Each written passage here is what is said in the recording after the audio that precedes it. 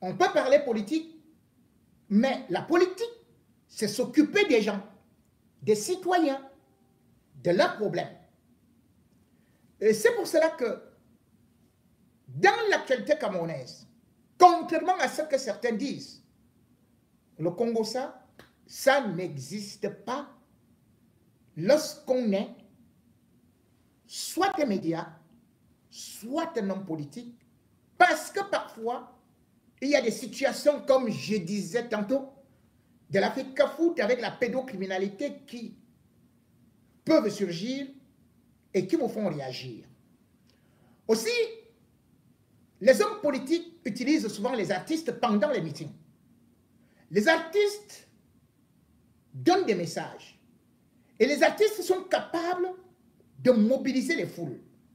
La preuve, beaucoup d'hommes politiques invitent souvent les artistes pendant les meetings. On ne peut donc pas faire que lorsque un artiste fait le buzz sur des médias nationaux ou sur des réseaux sociaux, qu'on ne puisse pas regarder cela dans la mesure où on traite souvent ces problèmes de société. Puisque ça aussi traite parfois à ce qu'on appelle les violences faites aux femmes. La silhouette de Charlotte Dipanda, grande artiste internationale, au timbre velouté, à la sensualité prouvée, et surtout qui a toujours eu cette sensualité avec cette beauté inégalée, crée justement des vagues dans cet océan des réseaux sociaux et même sur des médias nationaux tels la CRTV, où elle a été reçue et où beaucoup de ses fans se sont interrogés, se sont exprimés par rapport à sa silhouette. Notre devoir ici n'est pas de faire un concours de beauté, de dire si Charlotte Dipanda est devenue magnifique, si elle est devenue moche, si elle est devenue ceci et cela. Mais juste parce que nous avons constaté que la plupart des followers sont en train de faire beaucoup d'affirmations et trouvent que la star, leur chacha comme elle se surnomme, certainement subirait des violences faites aux femmes. Et du coup, son mari est pointé du doigt. Pointé du doigt parce que à peine un an après le mariage, beaucoup trouvent aujourd'hui que Charlotte Dipanda pourrait subir les assauts de Fernand Lopez. D'autant plus que chacun d'entre nous connaît que lorsque justement un autre Camerounais, Cédric Doumbé, avait eu à mettre KO un boxeur, il avait fini par dire que ce n'est pas le boxeur qui mettait KO, mais plutôt celui qui sortait des écuries du mari de Charlotte Dipanda, MMA Factory. Et cela avait fait que la presse française se saisisse de l'affaire. Ce n'est donc pas, sauf si vous allez dire, les journalistes français font dans le Congo ça. Que ce soit le journal L'Équipe. Et d'abord, ce qu'ils appellent le journal du dimanche avait immédiatement accordé une interview au mari de Charlotte Dipanda pour savoir si les affirmations qui avaient été évoquées n'étaient pas fallacieuses, n'étaient pas burlesques, n'étaient pas une invention. Bref, la presse du monde entier s'était saisie de ce dossier. Il est donc normal que lorsque cette affaire ressurgit Et qu'aujourd'hui, on trouve que Charlotte Dipanda pourrait être maltraitée, que nous essayons de pouvoir regarder ce qui se passe. Est-ce que réellement la star s'y aimait, comme elle-même dit, qu'elle ne pouvait pas imaginer que les Camerounais, pas seulement les Camerounais, et même les Gabonais, les Ivoiriens, ça fait le buzz dans le monde entier, puisque chacun y vient avec son petit commentaire. Les commentaires peuvent aussi créer parfois des situations désagréables. Parce qu'on peut juger autrui qui n'a rien fait. On peut même finalement le piéger, l'assassiner, l'humilier. Y a-t-il quelque chose qui est caché dans l'affaire Charlotte Dipanda? Dans l'affaire Charlotte Dipanda, je voudrais que si elle est la victime, qu'on l'écoute donc, parce que quoi qu'on dise, elle est majeure. Est-elle attachée? A-t-elle quelque chose à cacher? A-t-elle honte? A-t-elle subi des violences? Puisque ce n'est pas moi qui ai lancé le dossier, je vais donc vous faire écouter sa réaction devant d'autres confrères. C'est important pour les Camerounais, ma silhouette. Mais je pense qu'il faudrait peut-être que je crée un thé ou un truc pour leur faire croire que bon, c'est le thé qui me fait maigrir.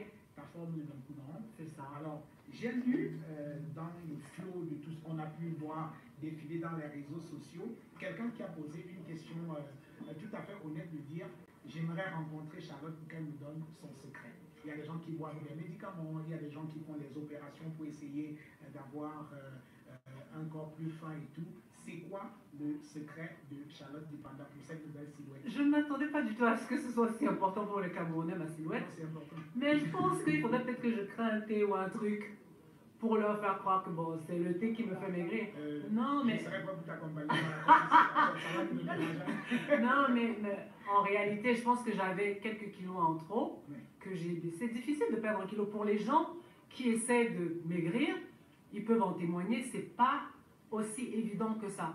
Donc vous devrez plutôt me féliciter d'avoir tenu parce que c'est dur de s'abstenir. Moi, je suis une grosse mangeuse, une bonne mangeuse. Et là, de diminuer un peu ce qu'il y a dans l'assiette, c'est ce qui m'a fait maigrir comme ça. Donc tout va bien, je suis en très bonne santé, je suis très heureuse, tout va bien. Un peu de sport aussi quand même Beaucoup, mais le sport tout seul ne fait pas maigrir. Oui. Moi, tout le monde voit que je fais du sport dans des bonnes conditions, je suis très très bien encadrée. Mais c'est surtout ce qu'il y a dans l'assiette qui fait fondre essentiellement. Alors ça veut dire que si on invite... Vous êtes déçus, hein. Vous êtes déçus que... Un choix personnel, ça veut dire quoi? C'est mon corps, non? Ça peut être que... Non, si, j'étais bien dans ma peau, mais je dis juste que je me préfère comme ça. Parce que j'ai longtemps porté ce corps-ci comme ça. C'est la bouffe qui fait que des fois on s'éloigne un peu de nos objectifs, mais moi je me préfère comme ça. Alors est-ce que, en ce qui concerne maintenant la bouffe, est-ce que ça signifie que si Moustique t'invite à manger un plat de taro maintenant, c'est non? Non, je mangerai le taro, mais si je mange le taro, c'est que cette journée-là, il faudrait que je compense, que je prenne une salade le soir parce que j'ai mangé le taro à midi. C'est juste ça. Vous avez désormais le secret. C'est pas bien compliqué en fait. C'est ça, c'est incroyable. Et maintenant, vous voyez Charlotte Dipanda dans le sport avec Lopez. Attendez, c'est trop chaud là. C'est trop...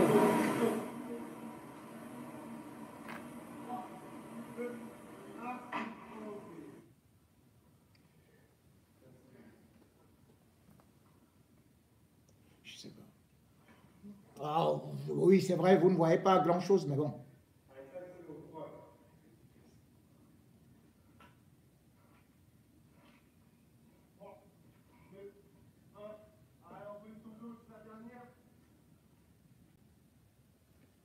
Bon. Mesdames et messieurs, il me serait difficile de trancher dans l'affaire, mais je vais prendre les deux cas. Premier cas, lorsqu'on voit le flot d'insultes déversé sur Fernand Lopez,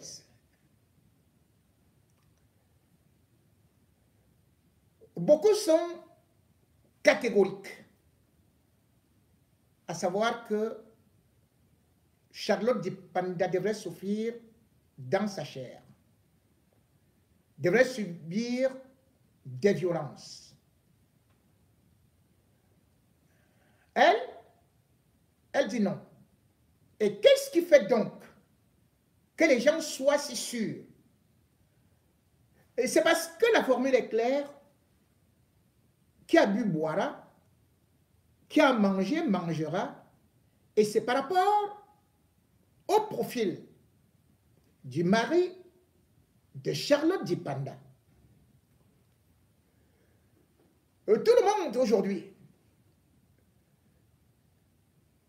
se souvient justement de cette sortie de Cédric Doumbé, qui justement avait laissé entendre que M. Lopez maltraitait son épouse, celle qui justement lui avait fait une fille qui aujourd'hui, je crois, a 8 ans. Et ce dernier était venu se défendre en disant non, que c'est lui la victime, parce qu'il n'a commis qu'un seul acte. Un vendredi 13 juillet 2018, il avoue dans le journal du dimanche qu'il avait eu des problèmes avec sa compagne. Et sa compagne l'avait énervé et il n'a donné qu'une seule gifle. Et que cette gifle a détruit sa vie. Par ailleurs, il disait que c'est la seule erreur qu'il avait commise parce qu'il n'avait jamais tapé sur une femme. Et que en ce moment, il était en train de se refaire avec son ex, surtout par rapport à leur fille, et qui avait aussi subi un certain traumatisme. Bref, c'était accepté pour certains comme un geste, comme il présentait, qui arrivait comme ça. Peut-être un manque de maîtrise, et il le regrettait, il n'a jamais été violent, qui n'a jamais péché. Bref, on lui a accordé toutes les circonstances atténuantes par rapport à ses déclarations. Sauf que par la suite, c'est justement sa compagne qui a fait la sortie pour donner une autre version. Et sa compagne s'appelle Cécile Giornelli. Cécile Giornelli a aujourd'hui 39 ans, bientôt 40 ans. Et dans ses déclarations, elle fait le portrait robot d'un monsieur Lopez hyper violent, et il dit que ce n'était pas la première fois qu'elle avait subi plusieurs violences. Donc elle parle justement de ce soir du vendredi 13 juillet 2018, où elle avait juste dit à son mari, comme beaucoup de femmes, tu m'emmerdes. Et elle dit que ce dernier s'était levé, lui a donné un coup, donc une gifle qui dépassait un palpant. De toutes les façons, vous voyez l'homme. Vous voyez comment il est baraqué. Donc, elle était tombée dans les pommes. Elle s'était réveillée, selon ses déclarations, que parce que leur fille était en train de pleurer. Et d'ailleurs, elle dit que pendant des années, sa fille ou leur fille a continué à dire « Maman fait dodo, papa lui a fait bobo ». Bref, c'est un traumatisme qu'elle a vécu. Donc, elle dit que néanmoins, elle avait essayé de se remettre parce que c'est une histoire qui a été d'une violence assez ennemie. Fernando Lopez reconnaît d'ailleurs qu'il avait été condamné à 4 mois de prison avec sursis. Mais ce qui est beaucoup plus impressionnant, c'est que sa compagne dit que derrière cela, il avait continué à la maltraiter, à la violenter, et que justement en février 2019, Lopez était venu dans leur appartement lui dire que bon, ce divorce, enfin, il la quitte. Et après avoir déclaré cela, il était devenu, selon ses dires, fou furieux. Pour se calmer, après avoir reçu des coups, dit-elle, elle était obligée de mettre le front contre lui. C'est alors qu'il était sorti. À 1 h du matin, elle voulait parler à quelqu'un. Elle avait pris le téléphone pour appeler Cédric Ndoumbe, qui était dans les écuries de Lopez. Mais au moment où il voulait appeler, c'est en ce moment, pendant qu'ils étaient encore en ligne, à 1 h du matin, que M. Lopez revient dans l'appartement et lui demande avec qui elle est au téléphone. Elle ne peut pas donner d'explication. Elle raconte, elle affirme que non seulement Fernando Lopez va arracher son téléphone, mais elle va lui faire une clé, je ne sais pas, nous on appelle ça au village la clé 14. Donc, elle voyait les étoiles. Par la suite, elle aurait souhaité, elle aurait voulu courir vers le téléphone fixe. Et c'est à cet instant que M. Lopez, lui aussi s'est précipité, il a cassé le téléphone fixe. Et elle dit que tout ceci, Cédric Ndoumbe vivait ça en direct au téléphone parce qu'elle n'avait pas coupé. Et elle dit donc que c'est Cédric Ndoumbe qui a appelé sa sœur pour avoir l'adresse de la maison. C'est après avoir eu l'adresse de la maison que les flics sont encore arrivés une nouvelle fois et que c'est là où sa vie a été sauvée. Bref, sa description de M. Lopez fait peur. Que c'est un homme qui ne se maîtrise pas et qui pourtant a du muscle. Et si elle tombe évanouie, ce n'est pas une petite femme. Il faut savoir que Cécile Giornelli, son père était karatéka, donc il faisait les arts martiaux. Elle-même les a pratiqués. Elle est la première Française à être ceinture noire 3e dan, toutes catégories comprises. Toutes catégories comprises à 23 ans. Parce que, dit-elle, elle voulait faire les ballets, mais il n'y avait pas une salle pour aller danser. Et c'est comme ça qu'elle a choisi les ballets, le karaté que son père faisait. Que c'est son père qui l'a encouragé à faire cela. Donc, elle est forte physiquement. Mais dit qu'elle n'a jamais réussi à lever la main sur Lopez, parce qu'elle ne peut pas, et parce que, quand vous le voyez, c'est quand même quelqu'un qui est physiquement très fort. Elle relate cela. Et elle dit donc comment est-ce que elle a été obligée d'aller se ressourcer. Et en ce temps, elle est devenue aussi, enfin, de toutes les façons, elle était déjà nutritionniste. Nutritionniste, c'est-à-dire que au lieu seulement de rester sur les rings pour faire ceci, parce qu'elle avait eu une licence en histoire, puis elle est allée dans une école de commerce, donc elle a quand même une tête assez bien faite. Donc, elle était obligée de devenir nutritionniste. Donc, c'est elle qui fait souvent les programmes alimentaires pour les boxeurs d'une certaine catégorie, c'est-à-dire les sports de combat. C'est sa spécialité, c'est spécialisé là-bas.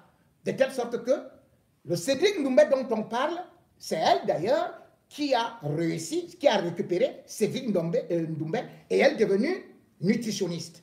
Elle a un grand succès parce qu'elle dit qu'elle a réussi au moins 2400 pesées avec des boxeurs. Ça, c'est ce côté. Pour vous décrire que si certains Africains aujourd'hui sont en train de soupçonner Lopez, c'est parce que c'est son ex elle-même qui l'a présenté comme un homme très violent, capable de martyriser une femme. Mais moi, je n'ai pas actuellement un élément qui me permette de dire si Charlotte a été martyrisée. Mais une chose est sûre, Charlotte Dipanda vous a parlé qu'elle faisait du sport. Et pas seulement que le sport, mais que la façon de se nourrir peut faire également perdre du poids. Lui a fait perdre du poids. Ce qui n'est pas faux. Puisque justement, quand vous voyez Cédric Doumbé entre les mains de Cécile Giornelli a perdu 18 kilos en 6 semaines avant le combat. 18 kilos en 6 semaines. Donc c'est faisable. Rien que par la nutrition, parce que c'est sa spécialité. Elle dit, ça ne sert à rien de se priver de ceci et cela, mais elle a des formules, cette femme-là. Bon, bien évidemment, elle dit dans son interview aussi que ce n'est pas en faisant trop du sport ou bien en mangeant et en se privant qu'on retrouve la santé, parce que en se privant et en perdant beaucoup de poids. Parce que quand vous perdez 18 kilos à la fois, il faut une équipe médicale, une équipe de spécialistes pour vous assister. Charlotte Dipanda, vous avez vu ses exercices physiques. C'est comme si elle partait faire un sport de combat. Et perdre autant de poids en très peu de temps, ça peut aussi nuire à la santé, comme elle dit, parce que le corps peut être déshydraté. Est-ce que Lopez est spécialiste de la nutrition? L'essentiel, ce n'est pas de perdre le poids. C'est pour cela que les boxeurs professionnels, les sportifs haut niveau, utilisent les nutritionnistes pour savoir que tel poids correspond à ceci.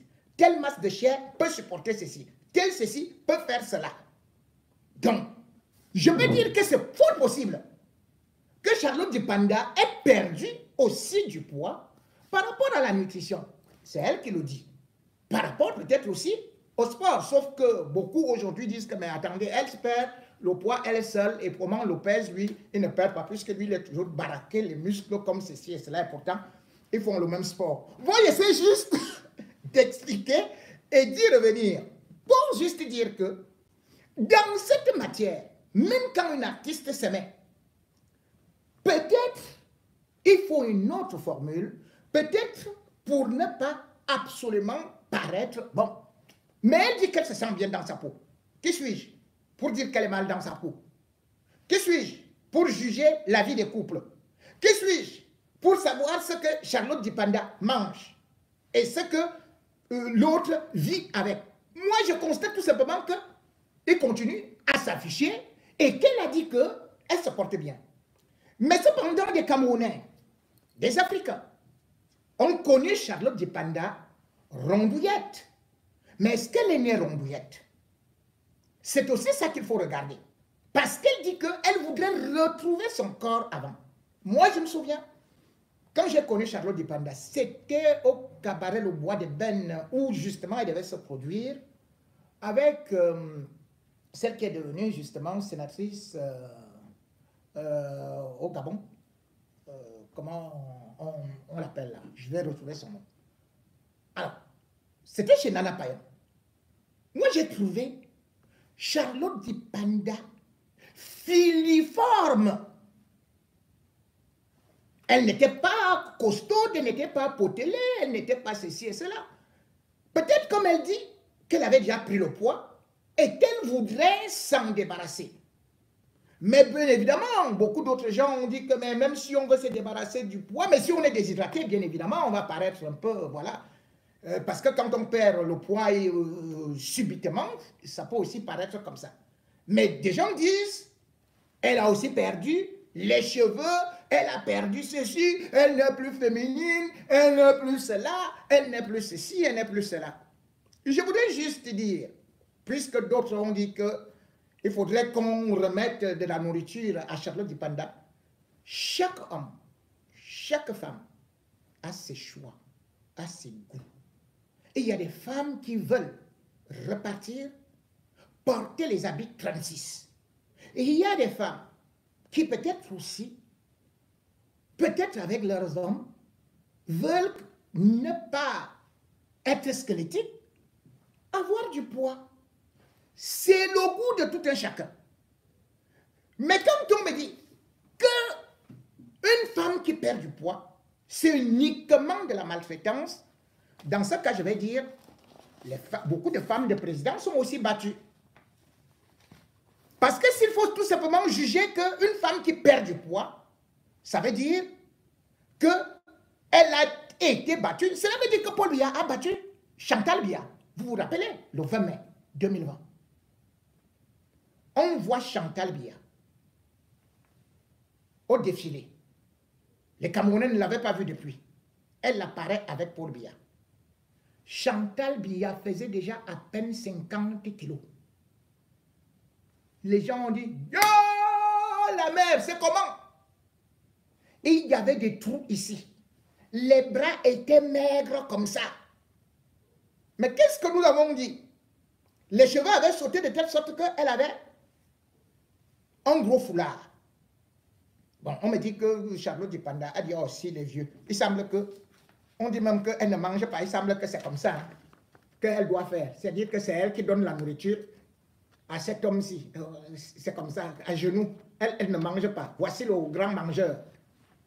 Bon. Mais sauf que quand on essaie de voir, j'explique juste un peu. Nous, on a regardé parce qu'on était déjà habitué à voir une Chantal Biya un peu joufflue, un peu ventrue, un peu fessue, mais il n'y avait plus rien. On s'est dit, elle est gravement malade, d'autant plus que on sait que Chantal Biya, selon certaines informations qui étaient véhiculées à travers certaines, à travers l'hôpital américain de Paris, qu'elle aurait eu un cancer de l'utérus. Et du coup, on disait que bon, les cheveux qui sautent, ça doit être la chimiothérapie. Regardez Chantal Biya aujourd'hui. Ce n'est plus exactement ça. Elle a recommencé à prendre du poids. Qu'est-ce qui s'était passé? Est-ce qu'elle avait fait trop de régimes? Georges Belmondo était parti à la radio pour dire que non, attendez, Chantal Biya a fait un carême de 40 jours. Mais on s'est dit, hé, Chantal Biya a fait comme Jésus. Vous connaissez quelqu'un qui peut rester 40 jours sans manger? Georges Belmondo nous avait dit ça.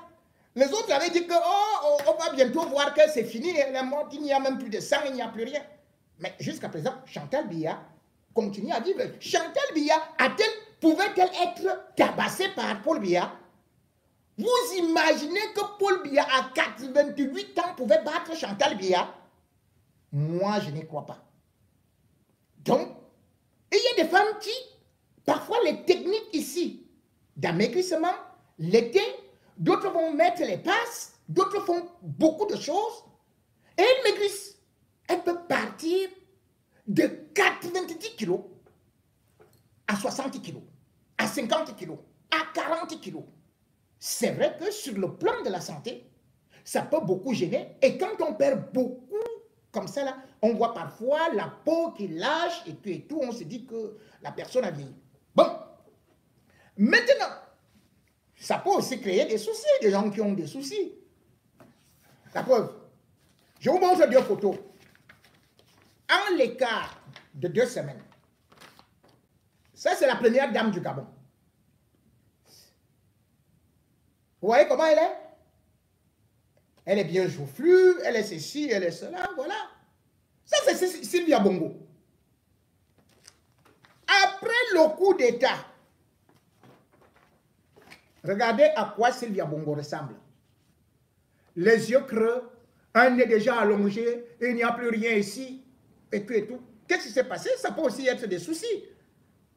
Bon, a-t-elle des soucis internes? Chacun d'entre nous a ses soucis. Qui n'a pas de problème? Qui n'a pas de soucis? Vous et moi avons des problèmes. Vous et moi pouvons avoir aussi des problèmes dans les familles, avec nos amis, avec peut-être un problème de facture, avec ceci et cela. C'est vrai que les stars ont une vie publique, mais les stars également peuvent avoir une vie privée. Moi, mon souci, c'est la tournure que ça prend avec des affirmations. Est-ce qu'on peut donc dire que c'est Ali Bongo qui a tapé sur la femme-ci jusqu'à ce qu'elle a perdu le poids comme ça? Est-ce qu'on peut dire que c'est Ali Bongo qui a privé cette femme-ci de nourriture? Je n'en sais rien. Et même, j'ai aussi la photo de Paul Biya ici. Voici Paul Biya lui-même. Il a un peu le ventre ici. Voici l'anniversaire. Il a un peu l'anniversaire là. Hein? Il est avec Chantal Biya, qui a déjà recommencé à grossir. Et subitement, Paul Biya lui-même, qui a toujours été un peu dodu, un peu ceci. Regardez comment le gars là, il est. Vous voyez comment il est? Il est là comme un bâtonnet. Il ne tient même plus debout. Il n'y a plus de chair. Il n'y a plus rien. Peut-être que Chantal Biya là beaucoup tabassé. Je ne sais pas. Donc,